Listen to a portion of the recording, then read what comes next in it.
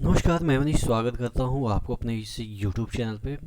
दोस्तों 3-4 घंटे से यूट्यूब की दुनिया में रेलवे से रिलेटेड जितने भी अपडेट आपको मिलते हैं तमाम चैनल से, वहाँ पे एक ही चीज़ सब जगह छाई हुई है कि 75,000 नौकरियाँ मिल रही है। 75,000 नौकरियाँ रेलवे में आ रही है और 75,000 वैकेंसी आ रहे हैं।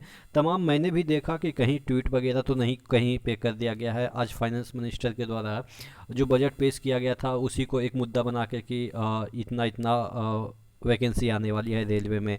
और देखिए, हालांकि मैं जहां तक सर्च कर पाया, जहां तक इनका इंटरव्यू वगैरह देख रहा था, प्रेस कॉन्फ्रेंस सॉरी देख रहा था अनुस्मृति सर का और फाइनेंस मिनिस्टर का भी देखा, क्योंकि जो चीज़ें चल रही थी तो उसके अकॉर्डिंग मुझे लग रहा था कि कुछ ना कुछ अपडेट आ रही होगी फाइनेंस से रिलेटेड। तो यहाँ पे लोग बता रहे थे कि 75,000 नौकरियां मिलने वाली है। तमाम चीज़ों को हम डिटेल में चर्चा करेंगे कि क्या एक्चुअल में इसमें मुद्दा है और ये वैकेंसियाँ आएगी कि नहीं आएगी, 75,000 आएगी या 1.5 लाख आएगी, वो तमाम चीज़ों पे डिस्कस करेंगे। चैनल पे नए हैं तो सब्सक्राइब जरूर कर दीजिएगा। देखिए, सबसे बड़ी बेसिक चीज़ ये है कि आप लोग पढ़े लिखे हैं, इतना तो समझदार होंगे ही कि कभी बजट में वैकेंसी रिलीज के बारे में नहीं बताई जाती है। ठीक है ना। हाँ, वैकेंसी के बारे में ये बोलते बोलते भाषण में कहीं कुछ बोल देगा कोई भी नेता, तो वो अलग मैटर है। फाइनेंस मिनिस्टर ही बोलेंगे तो वो अलग मैटर है। लेकिन कभी आपने नहीं सुना होगा कि बजट सेशन चल रहा हो और भाषण बजट किसी फाइनेंस मिनिस्टर का, और उसमें ये कह रहे हैं कि हम इतना नौकरियां दे रहे हैं, रेलवे में इतना नौकरियां निकलने वाली है। वो एक्चुअली क्या होता है ना कि वो पैसे से रिलेटेड चीज़ें का बजट होता है। बजट का मतलब ही होता है पैसा। और पैसा और नौकरी दोनों पहले तो समझने की कोशिश कीजिए कि जो देश का बजट होता है ना, उसमें नौकरियां पे चर्चा नहीं की जा रही है कि हम रेलवे में इतना नौकरियां दे रहे हैं।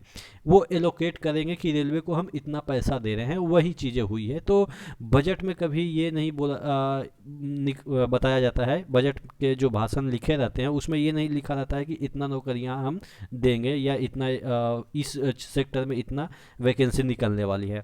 वहाँ पे पैसे अलॉट होते हैं कि इस सेक्टर में हम इतना पैसा देंगे। अब वो मंथली पे डिपेंड करता है कि उस पैसे से कितना वो जनरेट करेगा नौकरियाँ। तो ये तो अनर्गल चीज़ें हैं कि फाइनेंस मिनिस्टर रेलवे में नौकरियां दे रहे हैं। रेलवे में नौकरियां आपके अश्विनी सर देंगे, तो ये चीज़ें तो क्लियर हो गई। ये चीज़ें आप भी समझते होंगे कि फाइनेंस मिनिस्टर कैसे कह सकता है कि इतना नौकरियां देंगे जबकि उसके हाथ में है भी नहीं। तो चीज़ें आप समझ गए होंगे कि 75,000 नौकरी की बात नहीं है। हाँ, वो अलग बात है कि कुछ बड़े न्यूज पोर्टल वाले जो हैं वो न्यूज़ पोर्टल वाले, यानी कि प्रिंट मीडिया हो या डिजिटल मीडिया हो, तमाम जो होते हैं वो अपने तरीके से उसके क्या होते हैं ना कि जो प्रेस रिपोर्टर वगैरह होते हैं, ये सब मतलब कि जो नौसुखिया आप जिसे कह सकते हैं, अभी ट्रेंड उतना नहीं है तो वो कुछ भी लिख देते हैं और उसको हम लोग वायरल कर देते हैं। ये चीज़ें होती हैं, लेकिन बेसिकली यहाँ पे नौकरी के बारे में नहीं कहा गया है। मेन मुद्दा आज का यही रहा कि बजट में क्या स्लैब रहा, क्या टैक्स रेट रहा, ये चीज़ें हुई है। इसके अलावा कुछ नहीं है नौकरियां से रिलेटेड। तो क्या अब रेलवे में नौकरियां नहीं निकलेगी क्या? देखिए, ये मुद्दा जो डिपार्टमेंट का है, यानी कि रेलवे डिपार्टमेंट का है। चूंकि रेलवे डिपार्टमेंट अब अलग से बजट नहीं पेश करती है तो यहाँ पे वो नहीं बताएगी कि अभी हम कितना निकालने वाले हैं। हाँ, लेकिन जब ये पैसे जो जब अलॉट हो गए हैं तो इसको वो कहाँ पे यूटिलाइज करती है, कितना नौकरियां इस बजट में निकालती है, या तमाम जो चीज़ें हैं वो अलग मुद्दा है। तो इस पे जो बातें होगी वो अश्वनी सर के बातें से ही डिक्लेयर होगा कि कितना इन फ्यूचर जो है वो रेलवे में नौकरियां निकलने वाली है। तो बात समझ में आ गई कि ये बजट में कभी नौकरियां नहीं निकलती है। चलिए, एक बात तो क्लियर हो गई। तो अब मैं जो आप देखेंगे थंबनेल पे लिखा था कि 1.5 लाख नौकरियां निकलेगी, तो ये हकीकत है। ये हकीकत आपको भी पता है कि जब ये 75,000 बोले हैं तो 75,000 ये तो नहीं बताएं कि कहाँ पे नौकरियां निकलेगी। देखिए, मैं आपको कैलकुलेट करके बता देता हूँ।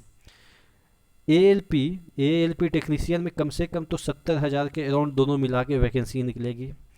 ए एस एस ई और जेई की वैकेंसी तकरीबन 20,000 के अराउंड निकलेगी।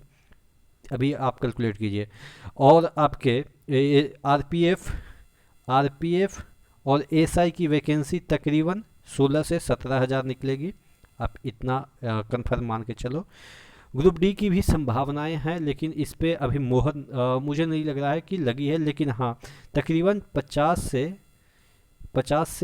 45 हज़ार के अराउंड, या 60 हज़ार, सॉरी 60 हज़ार के अराउंड यहाँ पे भी आपके ग्रुप डी में भी निकलने की संभावनाएं हैं।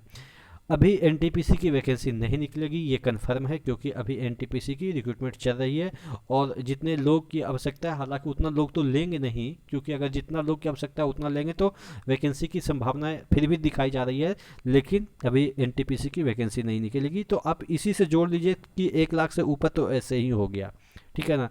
तो वेट कीजिए, ये 75 हज़ार तो बस ऐसे ही अफवाह है, लेकिन हाँ वैकेंसी निकलेगी और 1.5 लाख से 2 लाख के अराउंड सभी डिपार्टमेंट मिला के, पैरामेडिकल हो और भी जो सेक्टर होते हैं पैरामेडिकल वगैरह, जो है मिनिस्ट्रियल आइसोलेटेड वगैरह जिसकी वैकेंसी है, तमाम वैकेंसियाँ निकलेगी। आपको बस तैयारी करते रहनी है और आईटीआई का सर्टिफिकेट आपको रखनी है हाथ में, क्योंकि ऐसा ना हो कि जब वैकेंसी निकले तो फिर से आंदोलन करना चालू कर दें कि अभी मेरा तो आईटीआई हुआ नहीं, वैकेंसी को आगे खिसका दो, ठीक है। तो ऐसा नहीं होगा, ठीक है। तो आशा करते हैं चीज़ें समझ में आई होगी, ये मांजरा क्या चल रहा था वो आपको क्लियर समझ में आ गया होगा। नेक्स्ट वीडियो मिलते हैं, तब तक के लिए जय हिंद।